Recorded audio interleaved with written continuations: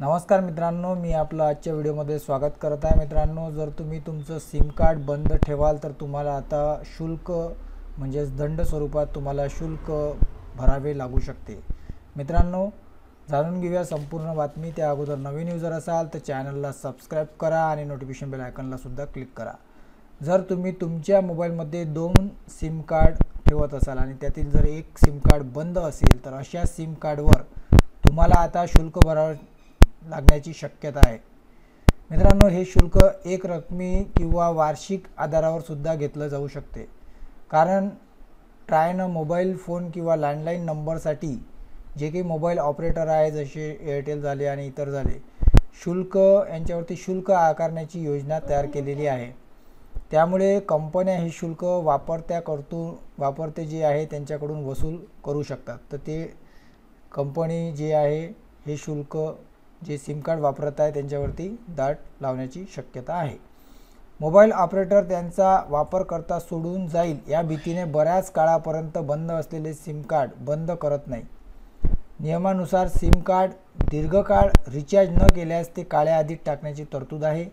अशा परिस्थितीत ट्रायने मोबाईल ऑपरेटरवर दंड आकारण्याची योजना आखली आहे, ज्याचा भार टेलिकॉम कंपन्या सामान्य नागरिकांवरती टाकू शकतात। मित्रांनो, अद्यापपर्यंत ट्रायने जे आहे कोट्यावधी मोबाईल नंबर काळ्या यादीत टाकलेले आहे। आकडेवारीनुसार जर पाहिलं तर 21.91 कोटीहून अधिक मोबाईल नंबर काळ्या यादीत समाविष्ट करण्यात आलेले आहे, जे बऱ्याच काळापासून सक्रिय नाही आहे।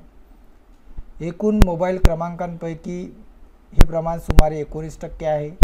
सरकार स्वतः मोबाईल ऑपरेटरला मोबाईल नंबर सिरीज जारी करत असते। मोबाईल क्रमांक मर्यादित संख्येत उपलब्ध असल्याचे ट्रायचे म्हणणे आहे। अशा परिस्थितीत सिम कार्डचा योग्य वापर करणे गरजेचे झालेले आहे। मित्रांनो, यामध्ये शुल्क का बरं लावण्यात येईल? देशात सध्या मोबाईल नंबर मिळण्याची समस्या निर्माण झाली आहे। ते त्यांच्या स्मार्टफोनमध्ये 2 सिम कार्ड वापरतात। यामध्ये एक कार्ड चालू असते तर दुसऱ्याचा सिम कार्डचा वापर हा खूप कमी असतो किंवा ते बंद सुद्धा असते। तसेच काही वापरकर्ते एकापेक्षा जास्त मोबाईल सिम कार्ड सुद्धा ठेवतात। यामुळे बंद असलेले मोबाईल क्रमांकावर शुल्क वसूल करण्याची योजना आखली आहे। मित्रांनो, आपल्या देशातच नाही तर इतर देशांमध्ये सुद्धा अशा प्रकारचे शुल्क आकारले जाते। यामध्ये टेलिकॉम कंपन्यांमध्ये Australia, Singapore, Finland, Britain, Greece, हाँगकाँग इत्यादी जे देश आहेत त्याच्यामध्ये सुद्धा मोबाईल नंबरसाठी शुल्क आकारले जाते।